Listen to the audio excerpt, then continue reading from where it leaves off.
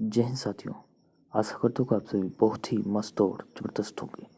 दोस्तों, आज हम फिर बात करेंगे बिहार एसआई के लिए 100 क्वेश्चंस का जो है पूरी मेंशन करेंगे फुल एक्सप्लेनेशन के साथ। यानी कि यूँ कहें तो सभी क्वेश्चनों का जो है बराबर बराबर जो है पोस्टमार्टम होने जा रहा है। यानी कि पिछले क्लास की तरह आज भी जो है सभी क्वेश्चनों का जो है बराबर पोस्टमार्टम होंगे। अगर पिछले क्लास का वीडियो आप नहीं देखें तो ज़रूर जाके देखें, प्लेलिस्ट में पड़ा हुआ है। अगर पीडीएफ चाहिए तो वीडियो के नीचे डिस्क्रिप्शन में लिंक पड़ा हुआ है, वहाँ से जाके आप टेलीग्राम में ज्वाइन करके पीडीएफ भी डाउनलोड कर सकते हैं। पीडीएफ के अलावा आपको कई सारी जानकारी आपको टेलीग्राम में देखने को मिल सकते हैं। अब बात करते हैं आज के सवाल की। तो जिस भी एग्जाम में सामान्य अध्ययन पूछे जाते हैं उन सभी के लिए बहुत ही मोस्ट इम्पोर्टेंट हो जाते हैं। अब बात करते हैं यानी कि मोस्ट इम्पोर्टेंट हो सकते हैं। अब बात करते हैं इस सेट की। तो बिहार ऐसा ही नहीं बल्कि और सारे एग्जाम के लिए भी जिसमें सामान्य अध्ययन पूछे जाते हैं बहुत ही मोस्ट इम्पोर्टेंट हो सकते हैं। हाल ही में बात करते हैं बीएसएससी का जो एग्ज़ाम जो है होने वाला है फिर से, तो उसके लिए भी मोस्ट इम्पोर्टेंट हो सकते हैं। और 68वीं बीपीएससी का भी एग्ज़ाम होने वाला है, उन सभी के लिए हम बात करते हैं, आपको हेल्पफुल साबित हो सकते हैं ऐसे। चलिए हम बात करते हैं आज के सवाल की। तो आज की हमारा पहला सवाल है, निम्नलिखित में से वह राज्य क्षेत्र कौन सा है जिसकी सीमा मिजोरम से नहीं लगी हुई है। तो जिसकी सीमा जो है मिजोरम से नहीं लगी हुई है, तो कौन सा वह राज्य क्षेत्र है। तो बात करते हैं नागालैंड की। तो चलिए हम इसे मैप के माध्यम से अगर समझते हैं तो नागालैंड से सीमा नहीं लगती है, तो और किन किन राज्यों की सीमा जो है इनसे लगते हैं। अगर हम बात करें तो ये है हमारा प्यारा भारत, यहाँ से देख सकते हैं। तो अब हम बात करते हैं, जूम करते हैं यहाँ पे पूर्वोत्तर राज्य को। पूर्वोत्तर राज्य की अगर हम जूम करें तो यहाँ पे दिया गया है, तो नागालैंड से कौन किन राज्यों की सीमा नहीं लगती है। तो ये है नागालैंड, यहाँ पे देख सकते हैं। तो नागालैंड से किन किन राज्यों की सीमा लगती है। तो सबसे पहले बात करते हैं अरुणाचल प्रदेश की लगते हैं, असम की लगती हैं, और किसकी लगती हैं, मणिपुर की लगती है। ये जो है 3 राज्य है, अरुणाचल प्रदेश, असम और मणिपुर की सीमा लगते हैं। और बाकी इधर जो है देख सकते हैं यहाँ पे मिजोरम है, ये इसका जो सीमा नहीं लगेगा। और यहाँ पे बात करते हैं त्रिपुरा है, जो तीनों ओर से बांग्लादेश से घिरा हुआ राज्य जो है त्रिपुरा है। और यहाँ पे मेघालय है, यहाँ पे देख सकते हैं दिया गया। अगर वहीं पूछे तो कभी कभी पूछ ले जाते हैं कि जो उत्तर से दक्षिण की तरफ राज्यों का क्रम पूछे जाते हैं तो कौन सा है। तो उत्तर की हम बात करें तो अरुणाचल प्रदेश है, उसके नागालैंड हो जाता है, मणिपुर और मिजोरम हो जाता है। ये आपको ध्यान रखना है। कुल ऐसे 4 राज्य हैं जिसकी सीमा जो है किसके साथ लगती है, म्यांमार की लगती है। किससे किससे लगता है म्यांमार की सीमा। तो अरुणाचल प्रदेश, नागालैंड, मणिपुर और मिजोरम की सीमा जो है लगती है म्यांमार से लगती है, आपको ध्यान रखनी है। ये भी पूछे जाते हैं म्यांमार की सीमा कितने राज्यों से लगती है और इनमें से किन राज्यों से नहीं लगती, ये भी पूछ सकते हैं। तो इधर हम बात करते हैं भूटान की। तो भूटान की सीमा हम बात करें, भूटान से किन किन राज्यों की लगती है। तो अरुणाचल प्रदेश की, और बात करते हैं असम की, और बंगाल की, और की बात करते हैं सिक्किम की। तो सिक्किम का सीमा जो है भूटान से लगता है, सिक्किम का लगता है, और अरुणाचल प्रदेश का, और असम का, और बंगाल का। ये से 4 राज्य है जो कि भूटान से सीमा लगते हैं। अब वही बात करें सिक्किम की सीमा कितने देशों से लगती है। यहाँ पे देख सकते हैं सिक्किम, यहाँ पे नेपाल है, भूटान और चीन, 3 देशों से लगता है। उसी प्रकार अरुणाचल प्रदेश की हम बात करें तो भूटान से भी लगता है, चीन से भी लगता है, म्यांमार से, 3 देशों से लगता है। अब वही बात करते हैं उसी प्रकार हम यहाँ पे लगे हाथ इसका भी हम बात कर लेते हैं। तो लद्दाख की हम बात करें, इधर चीन से लगता है। ऊपर में किससे लगता है, ऊपर में यहाँ पे देख सकते हैं तो अफगानिस्तान से और पाकिस्तान से लगता है, 3 देश हो गया।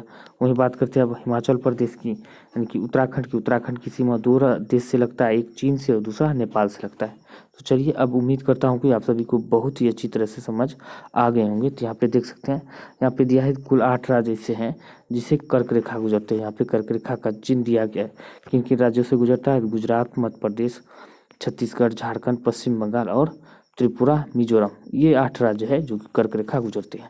तो चलिए हम क्वेश्चन की ओर बढ़ते हैं। अब बात करते हैं, हर घर नल का जल वाला देश का पहला जिला कौन बना है। तो हर घर नल का जल वाला देश का पहला जिला की हम बात करते हैं कौन बना है। तो बुरहानपुर बना है। कहाँ पे है, ये मध्य प्रदेश का जो है बुरहानपुर जिला है, वहाँ पे बना है। अब वही बात करते हैं हर घर जल वाला पहला राज्य की, तो गोवा बना है, ये भी ध्यान रखने। अब बात करते हैं सीडी से डेटा पढ़ने एवं लिखने दोनों में प्रयुक्त किया जाने वाला यंत्र निम्नलिखित में से कौन सा है। तो सीडी से डेटा पढ़ने एवं लिखने दोनों में प्रयुक्त किया जाने वाला यंत्र निम्नलिखित में से कौन सा है? तो हम बात करते हैं सीडी राइडर है। क्या है? सीडी राइडर है। ये आपको ध्यान रखना है। इसका आंसर की हम बात करते हैं, इसका आंसर क्या हो जाएगा? डी हो जाएगा। यहाँ पे देख सकते हैं सीडी राइडर दिया गया है। अब बात करते हैं किस पंचवर्षीय योजना के अंतर्गत समाज के समाजवादी ढांचे की स्थापना का संकल्प लिया गया था? तो किस पंचवर्षीय योजना के अंतर्गत लिया गया था? द्वितीय पंचवर्षीय योजना के अंतर्गत लिया गया था। अगर पहली पंचवर्षीय योजना की हम बात करें तो 1951 से 56 तक चला था, और दूसरी पंचवर्षीय योजना की बात करते हैं 56 से 61 तक चला था, और 61 से 65 तक जो है, 61 से जो है बात करते हैं 61 से 66 तक जो है चला था तीसरी पंचवर्षीय योजना। ये ध्यान रखने हैं। अब बात करते हैं पहली पंचवर्षीय योजना की। तो पहली पंचवर्षीय योजना जो हेराल्ड डोमर के मॉडल पर आधारित था, हेराल्ड डोमर के, और दूसरी पंचवर्षीय योजना की हम बात करते हैं पीसी महालनोबिस के मॉडल पर आधारित था। ये आपको ध्यान रखना है। अब वही बात करते हैं दर्पण में यदि कोई 7 फुट का आदमी अपना पूरा प्रतिबिंब देखना चाहता है तो दर्पण की न्यूनतम ऊंचाई कितनी फुट होना चाहिए? ये क्वेश्चन जो बहुत बार पूछे जाते हैं। अगर 7 फुट का आदमी है तो उसका पूरा प्रतिबिंब देखने के लिए हमको कितना दर्पण चाहिए? 7 में 2 से भागा दे देंगे तो कितना निकल जाएगा? 3.5। यानी कि 3.5 जो है फुट का जो दर्पण रहेगा तो 7 फुट के आदमी का पूरा प्रतिबिंब दिखेगा। यानी कि यूँ कहें तो उसका आधा हिस्से आपको याद रखने हैं कि आदमी से जो, अगर आदमी 7 फुट का रहेगा तो दर्पण उससे आधा रहेगा। अगर आदमी 20 फुट का कहे, 20 फुट का भी कहे ना, तो उसका जो है सिर्फ आधे आपको करना है। तो 10 फुट का जो दर्पण होना चाहिए। अगर आदमी कहे तो 5 फुट का है तो दर्पण कितना रहे? 2.5 फीट का रहना चाहिए। ज़्यादातर तो पूछे जाते हैं इतने कि 1.5 फीट का जो है प्रतिबिंब हम देखने के लिए हमको कितने दर्पण की आवश्यकता होगी? 1.5 फीट का, कितने फीट का? तो इसको 0.75 फीट का जो है ये दर्पण की आवश्यकता होगी। ये ज़्यादातर खूब पूछे जाते हैं, तो आपको ध्यान रखना है जितने फुट का आदमी कहे उतना आधा कर देना है। अब बात करते हैं नेक्स्ट की। अब बात करते हैं ड्रमलिन का आकार कैसा होता है? तो ड्रमलिन का आकार की हम बात करें तो कैसा होता है? तो यह जो है अंडाकार पर्वत की तरह होता है, ऐसे करके होता है, ऐसे करके आपको ध्यान रखना है। ड्रमलिन पर्वत का आकार जो है ऐसे अंडाकार पर्वत की तरह होता है, ये ध्यान रखना है। इस प्रकार जो है ड्रमलिन का जो है आकार होता है, ये आपको ध्यान रखना है। अब बात करते हैं नेक्स्ट की। तो भारत ने 2025 से हरित ऊर्जा के निर्यात हेतु किस देश के साथ समझौता किया है? तो किस देश के साथ समझौता किया है? तो ये सिंगापुर के साथ किया है। 2025 से हरित ऊर्जा के निर्यात हेतु सिंगापुर के साथ समझौता किया है। अब बात करते हैं कंप्यूटर भाषा जावा किसके लिए उपयोगी है? तो कंप्यूटर भाषा जावा की हम बात करें तो यह जो उपयोगी है किसके लिए? इंटरनेट या www के लिए जो है, www के लिए उपयोगी है। अब बात करते हैं नेक्स्ट की। सार्वजनिक क्षेत्र के बैंकों के अध्यक्षों का चयन कौन करता है? सार्वजनिक क्षेत्र के बैंकों के अध्यक्षों का चयन की हम बात करें तो यह बैंक बोर्ड ब्यूरो के द्वारा चयन किया जाता है। अब बात करते हैं फ़ारेनहाइट पैमाने में हिमांक तथा भाप बिंदु की दूरी को कितने बराबर भागों में बांटा गया है? तो फ़ारेनहाइट पैमाने में हिमांक तथा भाप बिंदु की दूरी को कितने बराबर भागों में बांटा गया है? तो हम बात करते हैं 180 भागों में बांटा गया। अब वही बात करते हैं इसको, अब गहराई से समझते हैं तो फ़ारेनहाइट का जो है मिनिमम पैमाना जो होता है कितना होता है? 32 डिग्री होता है। 32 डिग्री सेल्सियस होता है फ़ारेनहाइट का मिनिमम पैमाना। और वही बात करते हैं मैक्सिमम की, यानी कि मिनिमम कहे तो मिनिमम होता है किसका? फ़ारेनहाइट का। आप वही बात करें तो फ़ारेनहाइट का जो मैक्सिमम हो जाएगा, तो मैक्सिमम की पैमाना की अगर हम बात करें तो कितना हो जाएगा? 212 डिग्री। तो 212 डिग्री इन दोनों को अगर हम घटा देते हैं तो कितना निकल के चला जाता है? 180 डिग्री। तो इसका आंसर क्या हो जाएगा? बी हो जाएगा। इस तरह आपको ध्यान रखना है। अब बात करते हैं नेक्स्ट की। अब यहाँ पे मैथ का सवाल है, तो चलिए इसको समझने का प्रयास करते हैं। एक वर्ग में एक वृत्त उत्कीर्ण है, यदि उस वर्ग के विकर्ण की लंबाई 14√2 सेमी है तो उस वृत्त का क्षेत्रफल क्या होगा? तो इसका क्षेत्रफल आपको निकालने हैं तो क्या करने होंगे? जिस प्रकार हमको ये एक वर्ग ले लिए इस तरह के, और इसके अंदर में जो है ये वृत्त दिया गया, ठीक है। और वृत्त का जो है क्या होगा? इसका जो है जीवा जो दिया गया है, कितना दिया गया? ये 14√2 दिया गया है, ये आपको ध्यान रखना। 14√2 दिया गया है। अब क्या करना है? तो इसका जो है भुजा क्या होता है? तो भुजा के हमको निकालेंगे तो भुजा कितना होता है? 14√2 बराबर जो होता है √2 गुने भुजा होता है, यानी कि ये मान लेते हैं भुजा को, रूट टू कट जाता है तो 14 हो गया, इसका भुजा निकल के चला है a बराबर 14।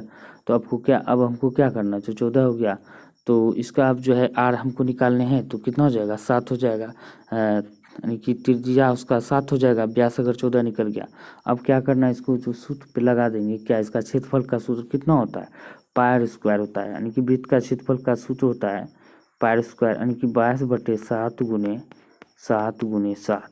तो इसको कटा देंगे तो कितना हो जाएगा 154 इसका निकल के चला आएगा सेंटीमीटर स्क्वायर, इसका आंसर सी हो जाएगा। इस तरह आपको निकाल लेने हैं। अब बात करते हैं हेनले पासपोर्ट इंडेक्स की। अगर हम बात करें तो इसमें जो है हेनले पासपोर्ट इंडेक्स 2022 में भारत का स्थान कौन सा है, तो भारत के स्थान की अगर हम बात करें तो इसका क्या स्थान है, तो इसका 87वां स्थान है, 87 स्थान है। अगर वहीं बात करें तो फर्स्ट स्थान किसका है, तो फर्स्ट स्थान की अगर हम बात करें तो ये जापान का है। किसका, जापान का। ये जापान जो है हर बार यही फर्स्ट आता है, ये आपको ध्यान रखना है, क्योंकि जापान जो है जो फर्स्ट स्थान पे वो सबसे ज़्यादा देशों का भ्रमण करते हैं, यानी कि यूँ कहें तो फॉरेन पासपोर्ट इंडेक्स की हम बात करें तो 87वां स्थान पे भारत है, यानी कि भारत की अगर हम बात करें तो ये कुल 87 देशों का जो है वीज़ा इसके पास बिना वीज़ा का जो है भ्रमण कर सकता है। भारत के जितने भी नागरिक होते हैं, यानी कि पीपुल है भारत के जनसंख्या की हम बात करें तो भारत के जितने भी नागरिक है वो 87 देशों का जो है बिना वीज़ा के जो है ये भ्रमण कर सकते हैं। अब वही बात तो जापान का, जापान 1 नंबर पे, तो ये जो है पूरी दुनिया में कहीं भी जो है ये घूम सकते हैं, ये आपको ध्यान रखने हैं बिना वीज़ा के। अब बात करते हैं नेक्स्ट की मैराथन दौड़ की दूरी कितनी होती है, तो मैराथन दौड़ की दूरी की हम बात करें तो 26 मील 385 गज होते हैं। अगर मील में पूछे तो 26 मील 385 गज होते हैं। अगर किलोमीटर में पूछे तो तब आप क्या जवाब दोगे, तो किलोमीटर में आप क्या जवाब दोगे, तो किलोमीटर में भी याद रखने हैं तो 42.951 यानी कि 195 जो है किलोमीटर इसका जो है दूरी होता है। किसका, किलोमीटर में इसका मैराथन दौड़ की दूरी होता है इतना 42.195 किलोमीटर होता है। और वहीं गज में पूछिए तो 26 मील 385 गज होते हैं, आपको ध्यान रखना है। अब बात करते हैं नेक्स्ट की। अब बात करते हैं निम्नलिखित में से कौन मुद्रास्फीति के नियंत्रण की विधि नहीं है, तो मुद्रास्फीति के नियंत्रण की विधि नहीं है, कौन नहीं है, तो बात करते हैं यह जो है ब्याज दर को कम करना, ब्याज दर की कम करना हम बात करें तो मुद्रा नियंत्रण की यह विधि, मुद्रास्फीति नियंत्रण की यह विधि नहीं है। बाकी मांग पर नियंत्रण ये है, मुद्रा की पूर्ति पर नियंत्रण ये भी है, वस्तुओं की राशनिंग ये भी है। आंसर किसका क्या हो जाएगा, सी हो जाएगा। अब बात करते हैं नेक्स्ट की। एक व्यक्ति किसी झील में एक पत्थर फेंकता है, एक बार पत्थर को जल में डूबता के बाद यानी कि डूबने के बाद इस पर लगने वाले उत्प्लावन बल में क्या असर होगा, तो इस पर लगने वाले उत्प्लावन बल की हम बात करें इसमें क्या असर हो जाएगा, तो एक समान रहेगा। क्या होगा, एक समान रहेगा। अब बात करते हैं निम्नलिखित में से कौन सा रूपांतरित चट्टान नहीं है, तो कौन सा रूपांतरित चट्टान नहीं है, तो हम बात करते हैं यह जो है डायोराइट जो है ये रूपांतरित चट्टान नहीं है। बाकी स्लेट, शिस्ट, हाईलाइट ये सारे के सारे जो है तीनों के तीनों रूपांतरित चट्टान है, ये आपको ध्यान रखना है। अब बात करते हैं नेक्स्ट की। अब बात करते हैं वर्ष 2023 के लिए ब्रिक्स सम्मेलन की मेजबानी कौन सा देश करेगा, तो 2023 के लिए ब्रिक्स सम्मेलन की मेजबानी की हम बात करें तो यह कौन सा देश करेगा, दक्षिण अफ्रीका करेगा। अगर ब्रिक्स की हम बात करें तो ब्रिक्स क्या होता है, BRICS, ब्रिक्स। बी से हो जाता है ब्राज़ील, ब्राज़ील हो गया, आर से हो गया रूस, आई से हो गया इंडिया, सी से हो गया चीन और एस से हो गया क्या, साउथ अफ्रीका। यहाँ पे दिया गया।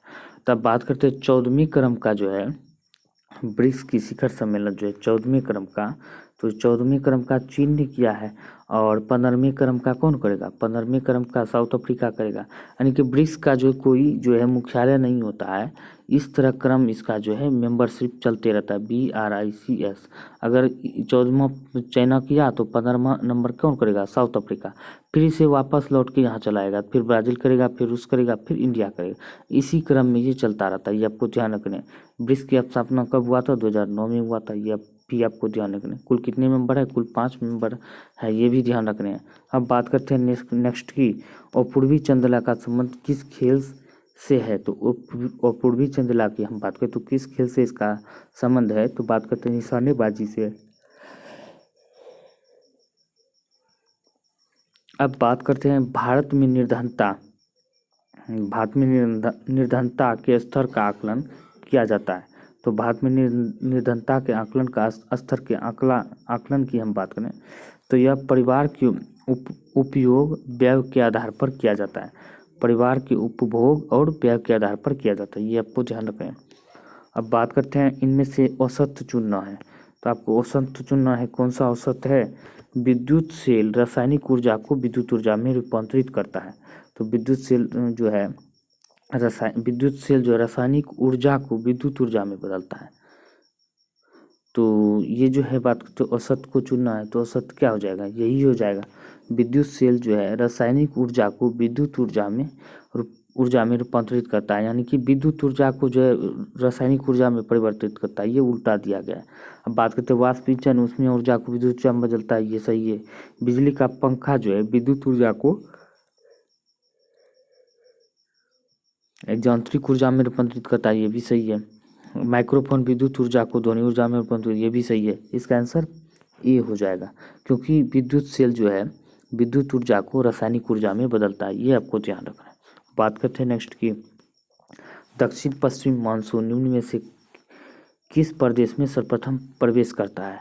तो सर्वप्रथम की बात करें तो केरल में पहुंचता है, प्रवेश करता है। अगर हम केरल की बात करें तो यहाँ पे कब पहुंच जाता है, 1 से लेकर 5 जून की में जो है 5 जून के बीच में प्रवेश कर जाता है। और वहीं पूछे बिहार में कब आता है, तो बिहार की अगर हम बात करें तो ये मध्य जून तक, यानी कि 15 जून तक जो है बिहार में प्रवेश कर जाता है इसका मानसून। अब वहीं बात करते हैं इसकी कि मानसून की, तो भारत में पारदीपीय आकृति के कारण जो है दक्षिण पश्चिम मानसून 2 शाखा में विभाजित हो जाते हैं। और कौन कौन सी शाखा, तो पहला शाखा जो है क्या हो जाता है, अरब सागर शाखा, और दूसरा जो हो जाता है बंगाल की खाड़ी शाखा, ये आपको ध्यान रखना है।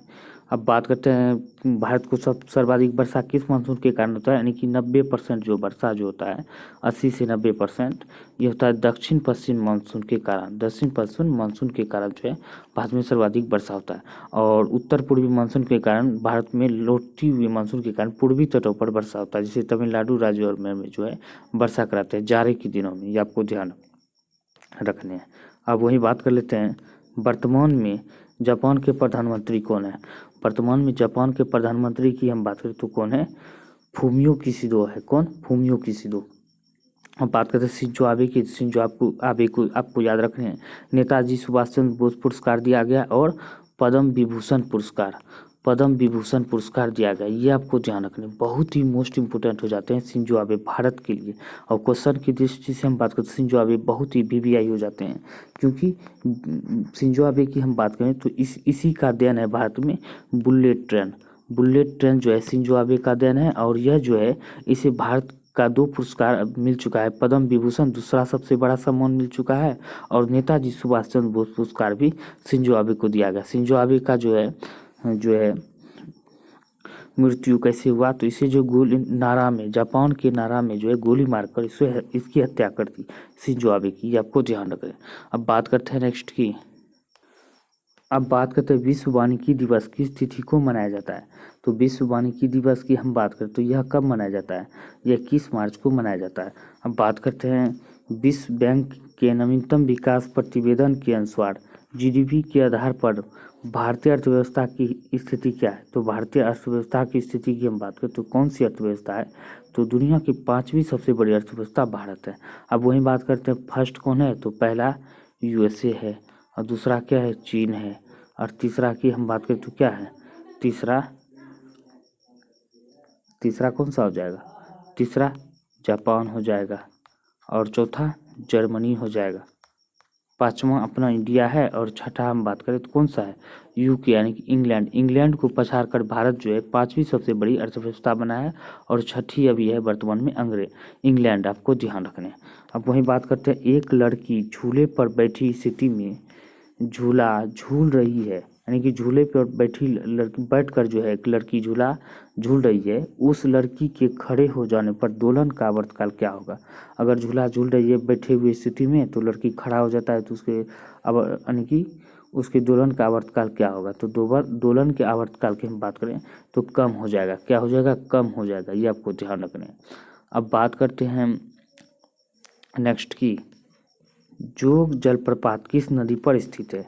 जोग जलप्रपात की हम बात करें तो यह शरावती नदी पर स्थित है। इसे जोग जलप्रपात को महात्मा गांधी जलप्रपात के नाम से भी जाना जाता है और यह किस राज्य में स्थित है, कर्नाटक में स्थित है। संतोष ट्रॉफी 2022 का खिताब किस राज्य ने जीता है, तो किस राज्य ने जीता है, तो आपको ध्यान रखने हैं यह जो जीता है कि कौन जीता है, केरल ने जीता है। किसे हराकर जीता है, वेस्ट बंगाल यानी कि पश्चिम बंगाल को हराकर जो है संतोष ट्रॉफी का खिताब जो है केरल ने जीता है। उप विजेता अगर पूछे संतोष ट्रॉफी का तो बंगाल हो जाता है, विजेता केरल हो जाता है, ये आपको ध्यान रखना है। बात करें क्रायोजेनिक इंजन तकनीकी का सफल परीक्षण करने वाले देशों में भारत का क्रम क्या है, तो क्रायोजेनिक इंजन का सफल परीक्षण करने वाले देशों में अगर हम भारत की बात करें तो ये छठा स्थान है। अब बात पूछे तो फर्स्ट कौन है, तो पहला यूएसए है, अमेरिका है, और दूसरा बात करें तो रूस है, और तीसरा की बात करें कौन हो जाता है, तीसरा जापान हो जाएगा। अब चौथा की बात करें तो कौन हो जाएगा, फ्रांस हो जाएगा। अब पांचवा की बात करें तो क्या हो जाएगा, ये धोखेबाज चीन हो जाएगा, चीन धोखेबाज पांचवा है, और छठा बात करें अपना भारत है। अब बात करते हैं नेक्स्ट की, हाल ही में उड़ीसा में आयोजित हॉकी विश्व कप 2023 का खिताब जर्मनी ने किस देश को हराकर जीता है, तो यह बेल्जियम को हराकर जीता है, उड़ीसा में हुआ था। ये भी आपको ध्यान रखना है, ये मोस्ट इंपॉर्टेंट हो जाते हैं क्वेश्चन कैसे, तो ये ज़्यादातर तो विजेता तो है ही, विजेता तो कम पूछे जाते हैं और ज़्यादातर उप विजेता पूछे जाते हैं।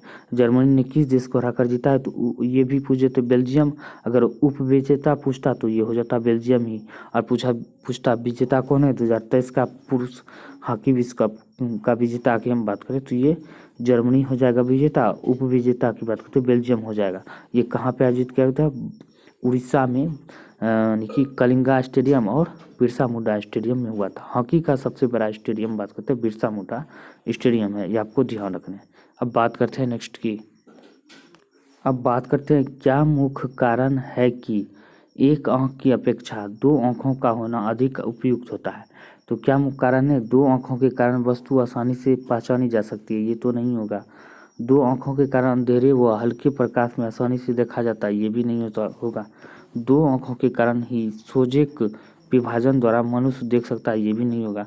इसी कारण से दूरी व गहराई का एहसास होता है, ये सटीक आंसर है, इसका आंसर डी हो जाएगा। अब बात करते हैं नेक्स्ट की, मानस पशु विहार किस राज्य में स्थित है, तो मानस पशु विहार की अगर हम बात करें तो यह स्थित है कहाँ पे, गुजरात में। असम में मानस स्थित है, असम में काजीरंगा अभ्यारण्य भी एक सिंह गैंडा के लिए काफ़ी फेमस है, ये भी ध्यान रखना है। सिक्किम में एकमात्र मिक्स राष्ट्रीय उद्यान है कंचनजंगा, ये आपको ध्यान रखना है। भारत का एकमात्र मिश्रित उद्यान जो है सिक्किम में कंचनजंगा स्थित है, ये भी ध्यान रखना है। निम्नलिखित में से कौन अल्कली अर्थ मेटल के परिवार का सदस्य नहीं है, तो अल्कली अर्थ मेटल के परिवार का सदस्य की हम बात करें तो ये पोटेशियम नहीं है, ये आपको ध्यान रखना है। इनमें से कौन सी बीमारी जीवाणु से संबंधित है, तो जीवाणु से संबंधित की हम बात करें तो यह निमोनिया है। यह किसको प्रभावित करता है, फेफड़े को प्रभावित करते हैं, ये आपको ध्यान रखना है। एड्स जो है विषाणु के द्वारा होने वाले रोग है, ये आपको पता ही है। बात करते हैं बहादुर शाह द्वितीय को अंग्रेजों ने कहाँ से गिरफ्तार किया था, तो अंग्रेजों ने कहाँ से गिरफ्तार किया था, तो हम बात करते हैं इसको जो गिरफ्तार किया गया था हुमायूं के मकबरे से इसे गिरफ्तार किया गया था। अब वही बात करते हैं किसी चालक के सिरों के बीच विभवांतर में, किसी चालक के सिरों के बीच विभवांतर उसमें बहने वाली धारा के समानुपाती होता है, तो यह नियम है तो यह नियम किसका है? तो यह नियम की हम बात करते हैं तो ओम का नियम है। किसका? ओम का। हम बात करते हैं खरीफ फसल की कटाई की काटी जाती है। तो खरीफ फसल की हम बात करते हैं यह कब काटी जाती है? अब बात करते हैं खरीफ फसल की, तो यह नवंबर के प्रारंभ में काटी जाती है। और अब खरीफ फसल की हम बात करते हैं यह कब बोई जाती है? तो यह जून जुलाई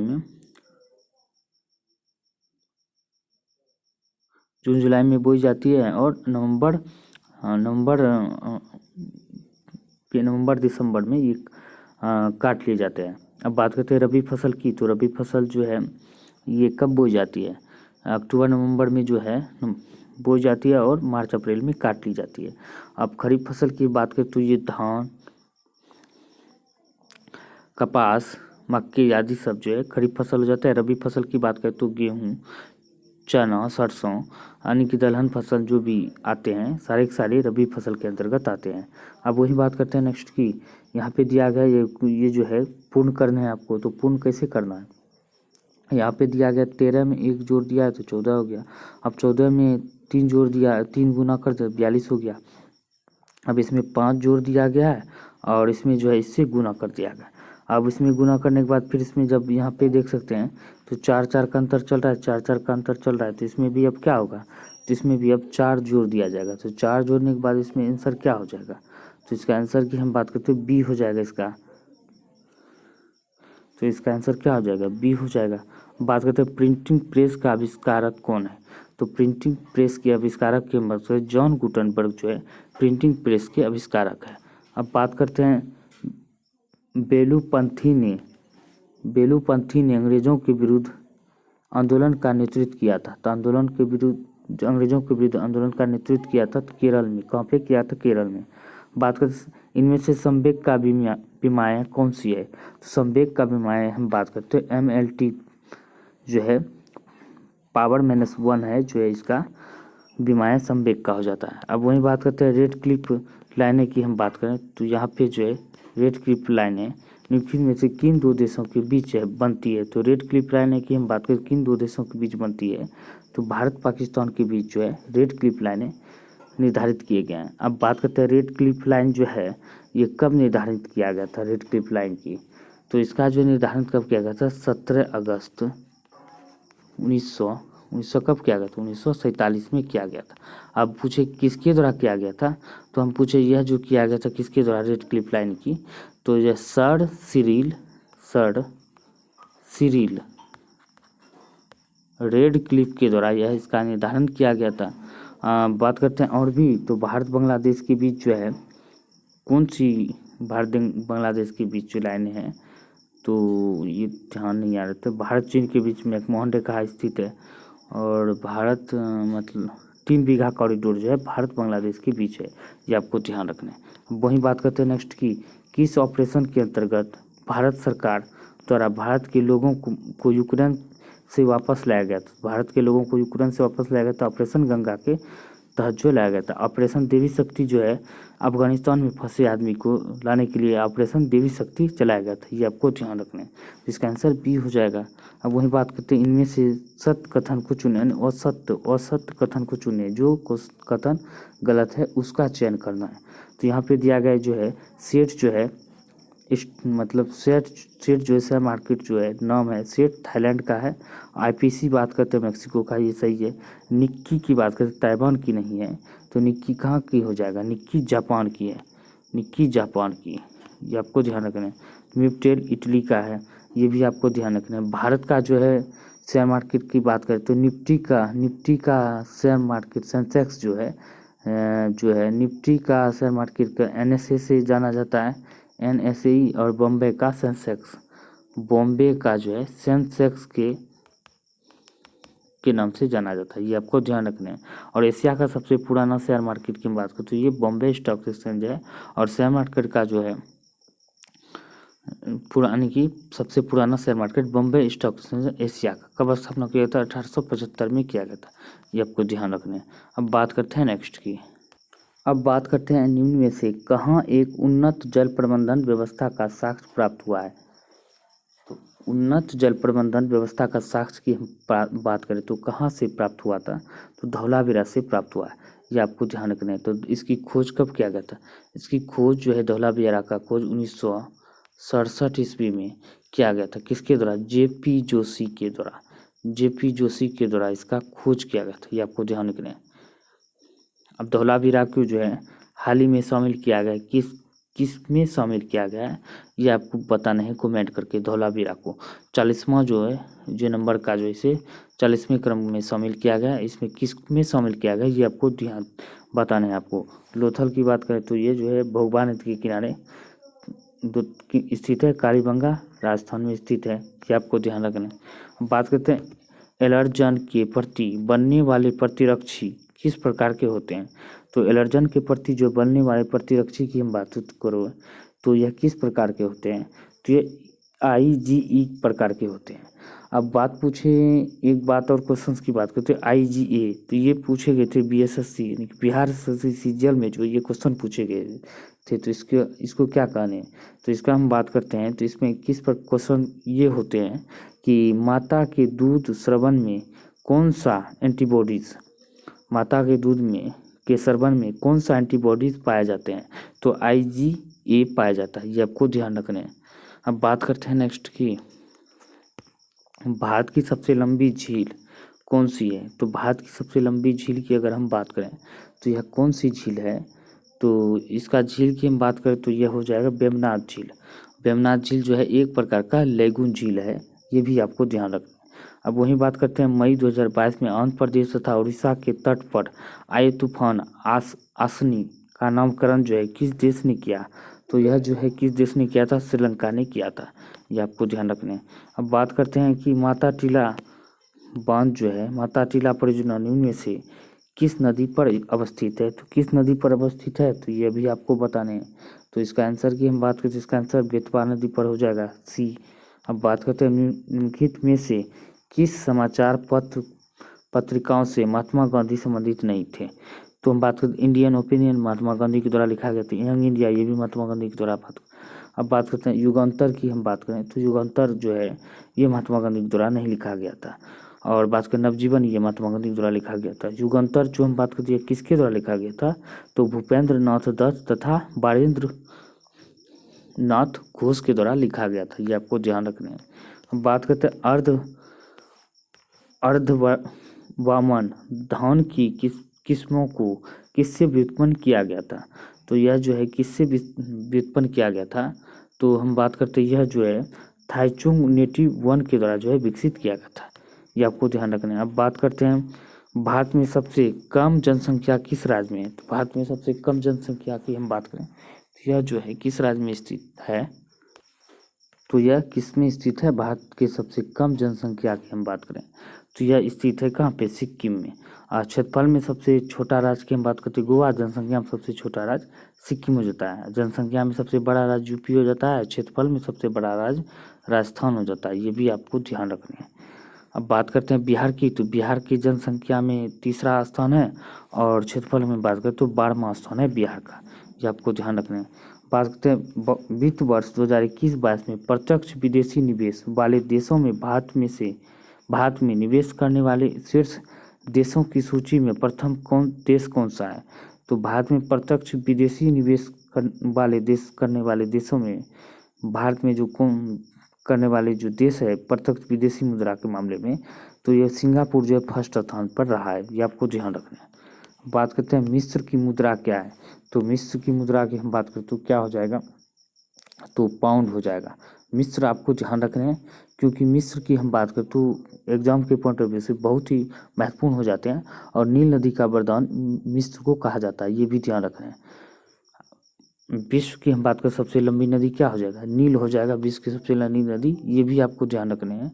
और बात करते हैं अफ्रीका के कुल लगभग बात करते हैं 11 देशों से 11 या 10 ऐसे देश है, शायद 11 देश ही है, ये आपको ध्यान नहीं है, 10 या 11 ही हो सकता है, आपको कमेंट करके बताना है 10 है या 11 है। इतने देशों से होकर नील नदी बहती है, दुनिया की सबसे लंबी नदी है।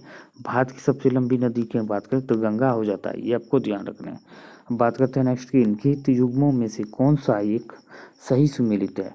तो कौन सा एक सही सुमेलित है? तो हम बात करते हैं यह आंसर की, तो इसका पीटर्स इंडिया एक्ट की बात 12 बहुत ये जो है सही सम्मिलित नहीं है, तो ये बात करती है सही है। रिंग फेस की नीति के मतलब लॉर्ड डलहौजी, ये गलत है। रिंग, ये जो है इसका आंसर सी बी हो जाएगा। रिंग फेस की नीति की हम बात करते हैं, ये गलत हो जाता है। तो इसका और हम बात कर लेते हैं, तो vernacular space act Lord Lytton, ये भी सही है। एल्बर्ट बिल की हम बात करें तो लॉर्ड रिपन है। रिंग फेस की नीति आपको ध्यान रखने, तो किस लॉर्ड ने दिया था, तो ये जो दिया था लॉर्ड रिपन जो है रिंग फेस की नीति को अपनाया था। लॉर्ड रिपन नहीं, हमको ध्यान नहीं है, आपको कमेंट करके इसका बताना है रिंग फेस की नीति। अब बात करते हैं, मेंडल ने अपने मटर के पौधे के प्रयोग में निम्नलिखित में से किस वर्ण का अध्ययन नहीं किया था। तो किस वर्ण का जो है अध्ययन नहीं किया था, तो ये हम बात करें तनी की कटाई का जो अध्ययन नहीं किया था।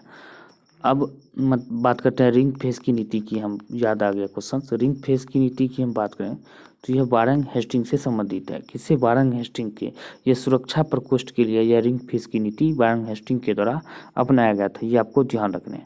अब बात करते हैं नेक्स्ट की, विश्व में सबसे अधिक अंडा देने वाली मुर्गी की नस्ल में शामिल है। तो विश्व में सबसे अधिक अंडा देने वाली मुर्गी की नस्ल में कौन शामिल है, तो हम बात करते हैं लेग हॉर्न जो है ये शामिल है। बात करते हैं अंडे में कैल्शियम का, अंडे का जो कवच है कैल्शियम कार्बोनेट का बना होता है, ये भी आपको ध्यान रखना है। बात करते हैं नेक्स्ट की, निम्न में से किसने हाल ही में ऑस्ट्रेलियाई ओपन 2023 का मेंस खिताब जीता है। तो मेंस खिताब की हम बात करते हैं किसने जीता है, तो नोवाक जोकोविच ने जीता है। अब वही बात करते हैं 10 बार जो है इसने जो है 10 बार जीत लिया, यानी 10 बार जो है जीत कर जो है यह किसके मतलब बराबरी कर लिया है, तो यह बात करते हैं राफेल नडाल की जो है बराबरी कर लिया है 10 बार जीत कर नोवाक जोकोविच। इससे पहले जो है रिकॉर्ड जो 10 बार जो है जीतने का रिकॉर्ड राफेल नडाल के नाम था। अब नोवाक जोकोविच भी ये 10 बार जीतकर राफेल नडाल की बराबरी कर लिया। अब वही बात करते हैं, तो यह जो है ओपन जो है ऑस्ट्रेलियाई ओपन जो है ये पहला ओपन है। अब वही बात करते हैं कुल 4 प्रकार के यह जो है 4 प्रकार जो है यह खेल आयोजित किए जाते हैं। अब वही बात करते हैं,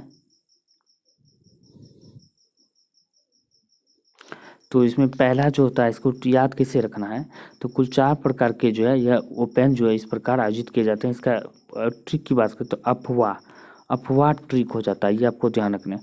ये सो होता है ऑस्ट्रेलिया ओपन जो साल के पहले वर्ष में खेला जाता है, पर शुरुआत में खेला जाता है। वही बात करते हैं उसके बाद फ्रेंच ओपन खेला जाता है, उसके बाद विंबलडन ओपन खेला जाता है, और साल के अंत में जो है यूएस ओपन यानी कि अमेरिकन ओपन खेला जाता है, ये आपको ध्यान रखना है। अफवाह करके आपको याद रखने हैं। कुल 4 प्रकार के जो है इस जो है खेल को आयोजित किया जाता है। अब वही बात करते हैं माओरी जनजाति का संबंध निम्न में से किस देश से है, तो माओरी जनजाति का संबंध की हम बात करें तो यह न्यूजीलैंड देश से, किसी न्यूजीलैंड से संबंधित है।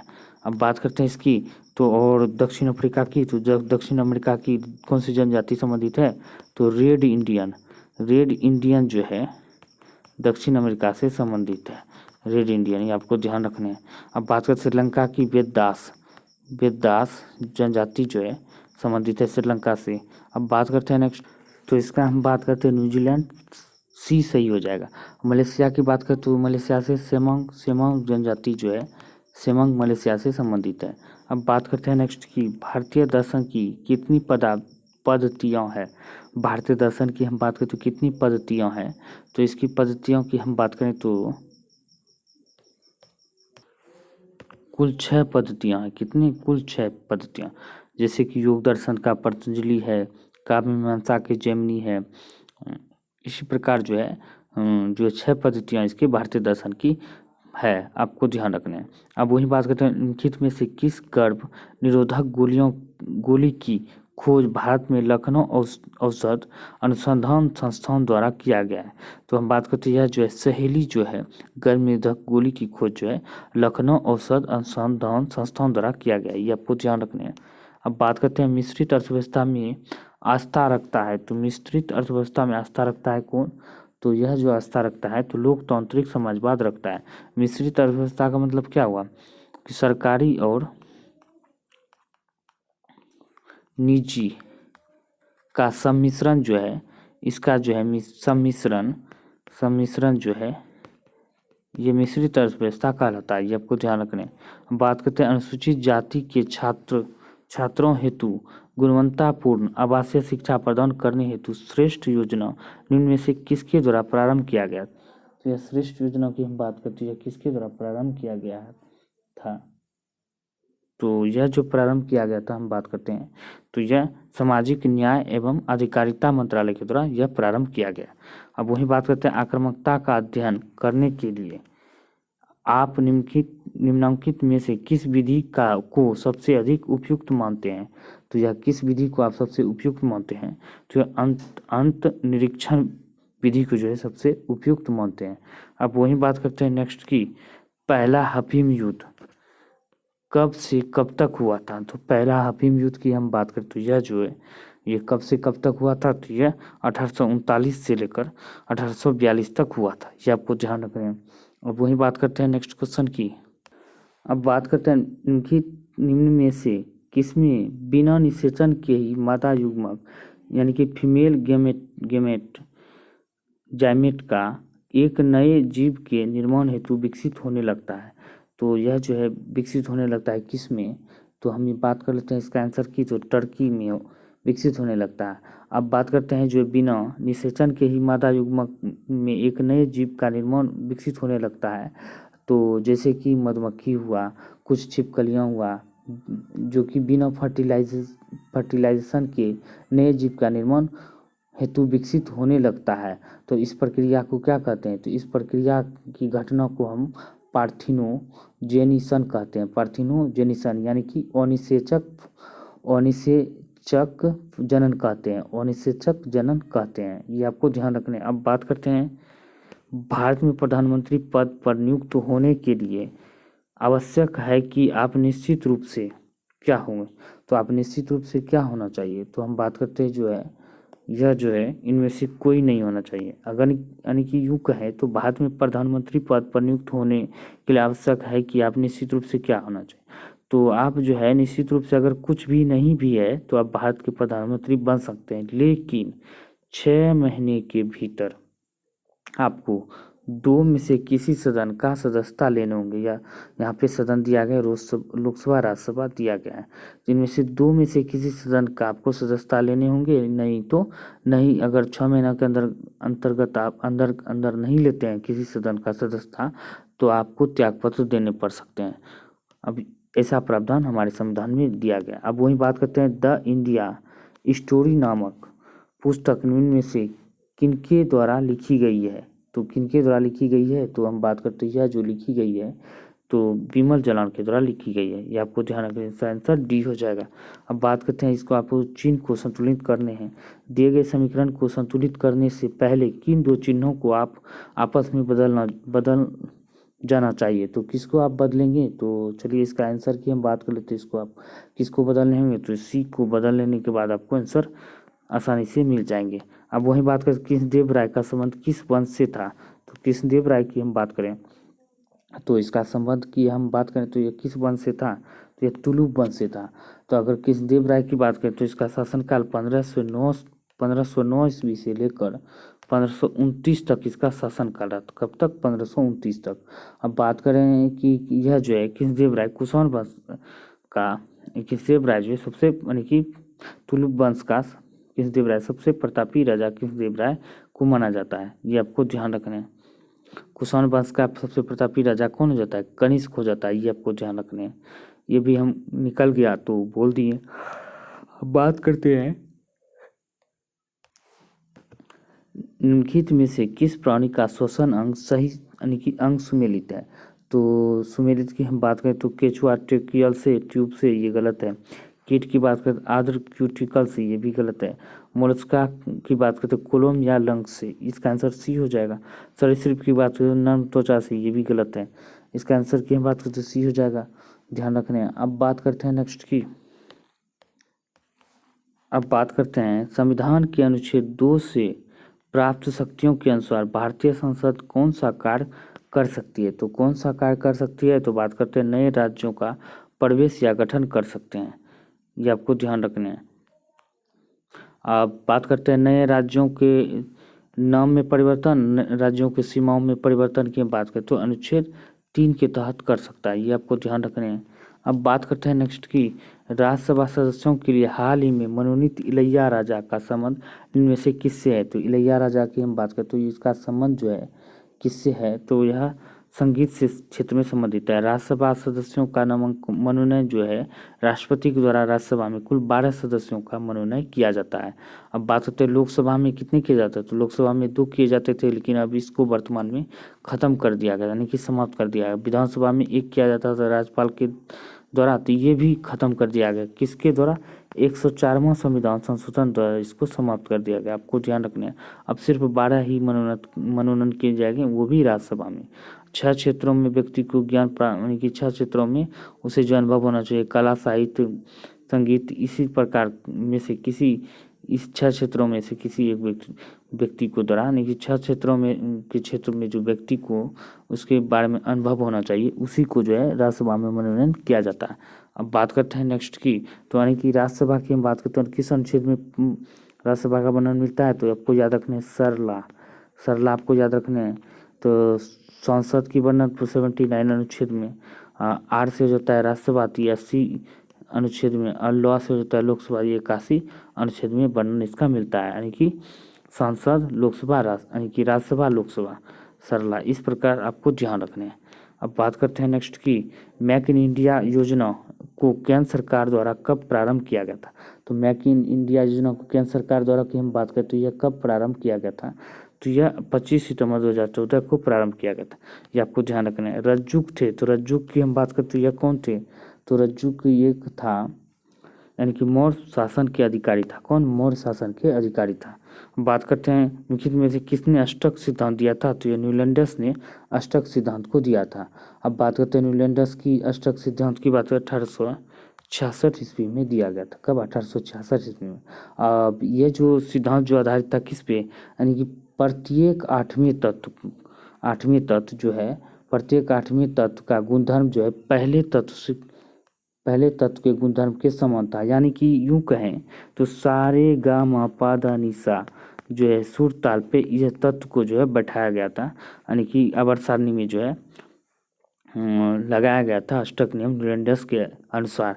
लेकिन ये भी जो इसका विफल हो गया, ये भी इसका सफल नहीं रहा। तो अब बात करते हैं कि त्रिक नियम की, तो त्रिक नियम जो है किसने दिया था, डोब्रेनर ने जो है त्रिक नियम दिया था।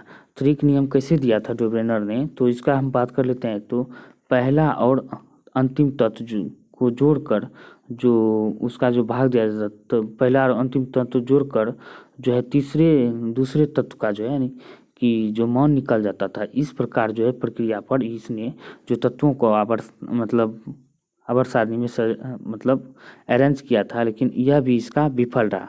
तब आया कौन सा, तब आया कौन, मेंडलीव चचा की बात करें तो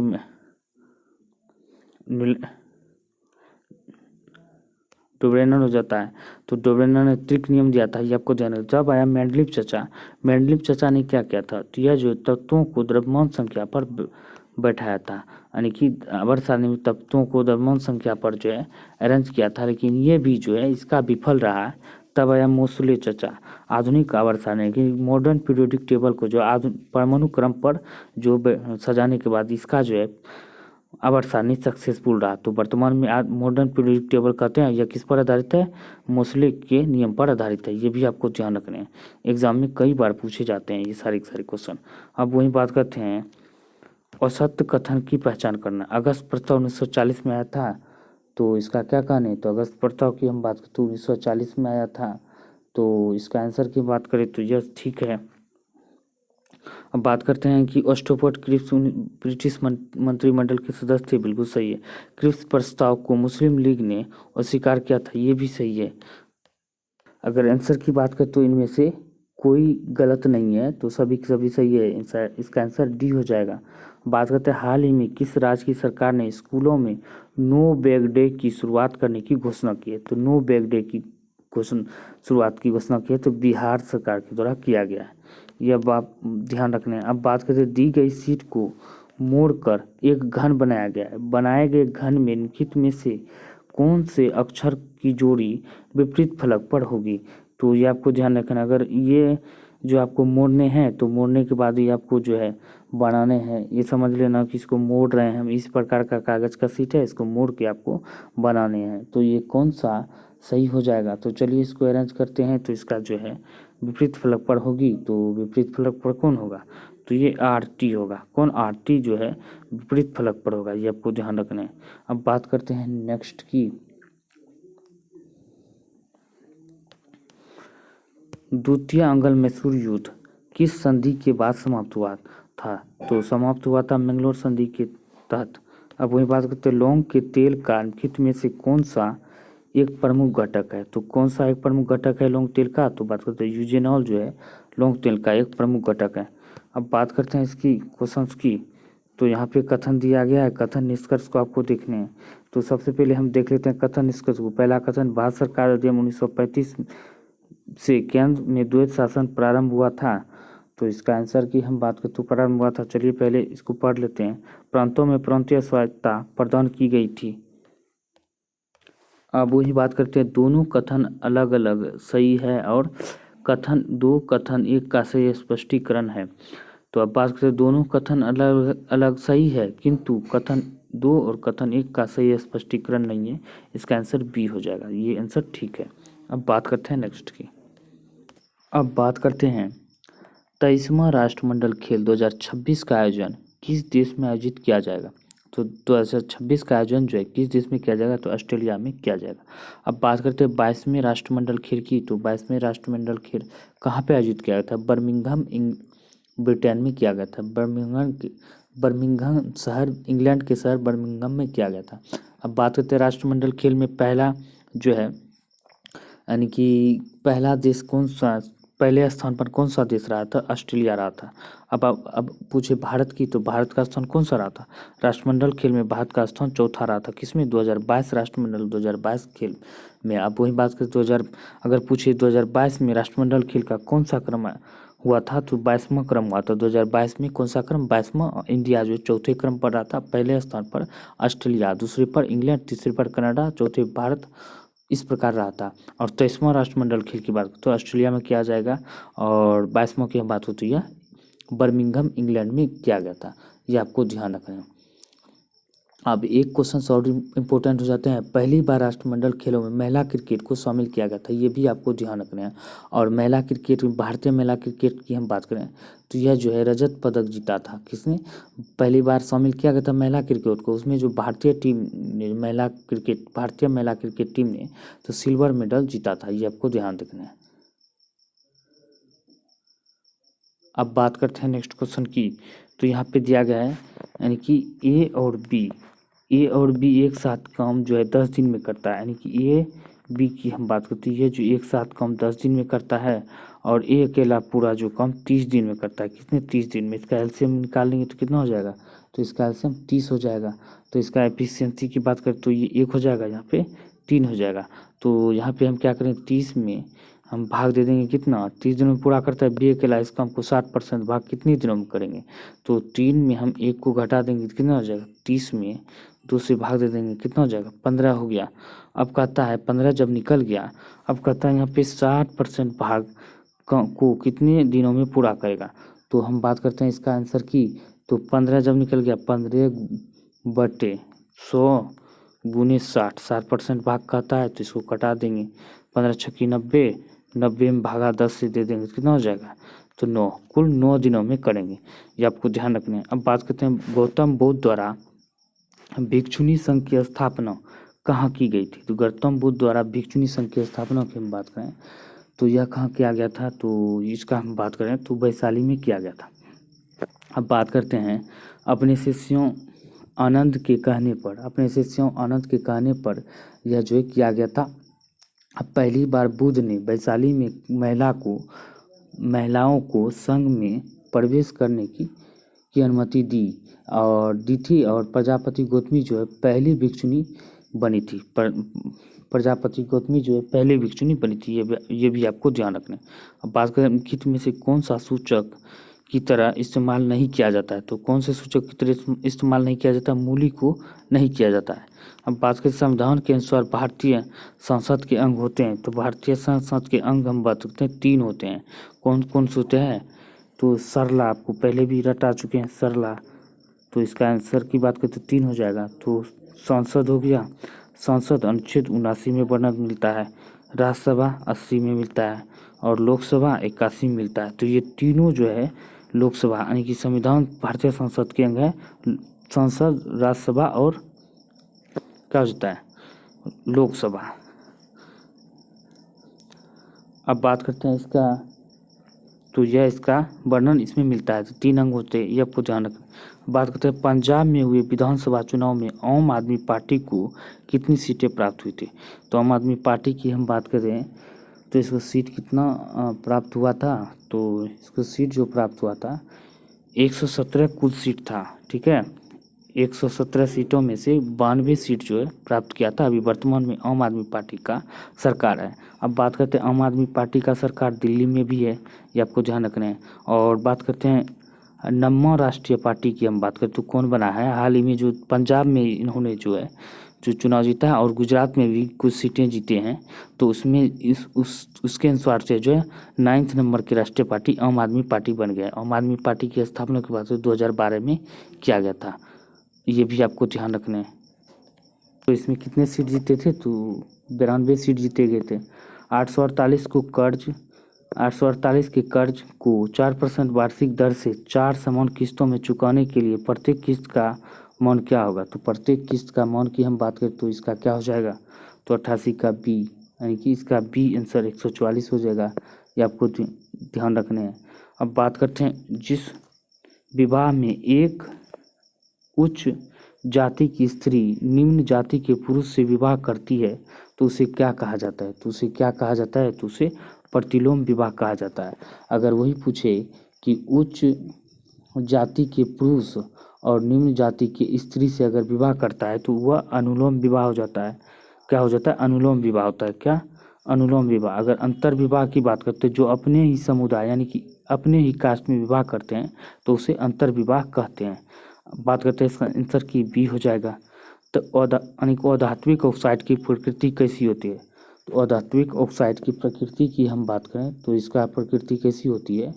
तो इसका प्रकृति अम्लीय होती है। अधात्विक की हम बात करें तो क्षारीय होती है और अधात्विक की अम्लीय होती है, ये आपको ध्यान रखना है। अब बात करते हैं जनहित याचिका की अवधारणा किस देश की देन है? तो जनहित याचिका की अवधारणा की बात करें तो यह किस देश की देन है? तो यह अमेरिका की देन है। गणतंत्र दिवस 2023 में किस देश के राष्ट्रपति मुख्य अतिथि के रूप में भारत की यात्रा पर थे? तो भारत की यात्रा पर थे कौन से देश की? तो मिस्र देश की, ये आपको ध्यान रखने हैं। तो अब अब्दुल फतेह अल सीसी जो था मिस्र के राष्ट्रपति, जो हाल ही में 74वें गणतंत्र दिवस के मुख्य अतिथि बने थे, ये आपको ध्यान रखने हैं। अब बात करते हैं नेक्स्ट की, तो यहाँ पे दिया गया है 93 नंबर क्वेश्चन की। तो इसकी संख्या यहाँ पे दिया गया 5x 3y 4z संख्या 7 11 13 से विभाज्य है, तब x + y - z का मान क्या होगा? तो आपको पता ही है। तो जैसे कि 7 11 और 13 का अगर हम एलसीएम निकालेंगे तो तीनों का, तो इसका एलसीएम कितना हो जाता है? 1001 हो जाता है। तो इस प्रकार हम कितना से इसको कितना बार गुने करें तो इसका इतने अंक आके मिल जाए। तो इस प्रकार हम बात करें तो इतने अंक आके मिल जाएगा।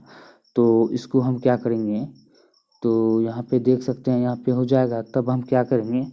x बराबर क्या होगा? x बराबर 4 हो जाएगा। y बराबर क्या हो जाएगा?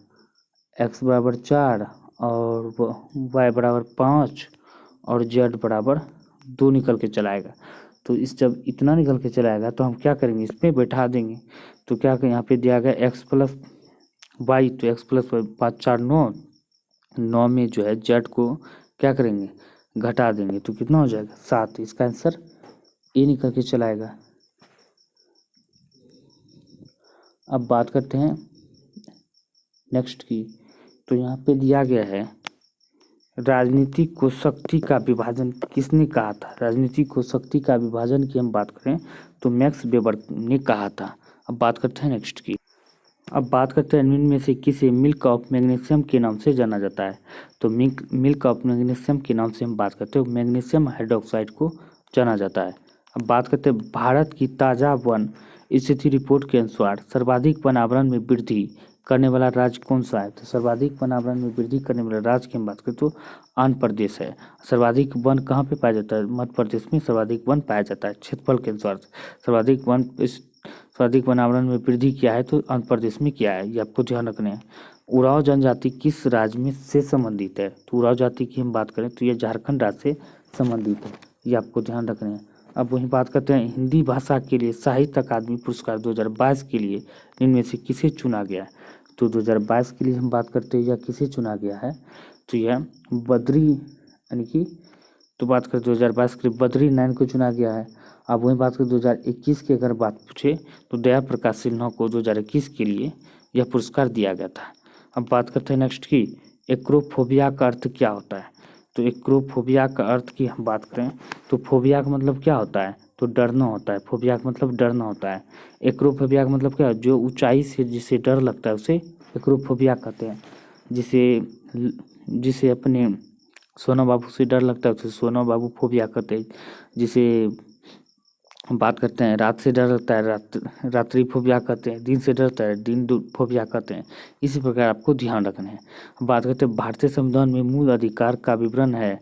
तो भारतीय संविधान में मूल अधिकार का विवरण की हम बात करें तो इनमें से कोई नहीं है। तो किसमें मूल अधिकार की बात करें इनमें से किसी में नहीं है। तो अगर बात करते हैं मूल अधिकार की हम बात करें तो भाग 3 में मूल अधिकार का वर्णन मिलता है। वहीं पूछे अनुच्छेद में तो अनुच्छेद क्या हो जाएगा, अनुच्छेद की हम बात करें तो 12 से 35 अनुच्छेद में हम बात करें मूल अधिकार का वर्णन मिलता है, ये आपको ध्यान रखना है। तो दोस्तों आज का वीडियो आपके लिए कैसा रहा तो ज़रूर वीडियो के नीचे कमेंट करके बताएं। अगर अच्छा लगा हो तो वीडियो को ज़्यादा से ज़्यादा लाइक करें, शेयर करें, ज़्यादा से ज़्यादा दोस्तों को जोड़ने का प्रयास करें। अगर आप ज़्यादा से ज़्यादा दोस्तों को जोड़ते हैं तो हम जो है इससे भी और अच्छा करने का प्रयास करेंगे।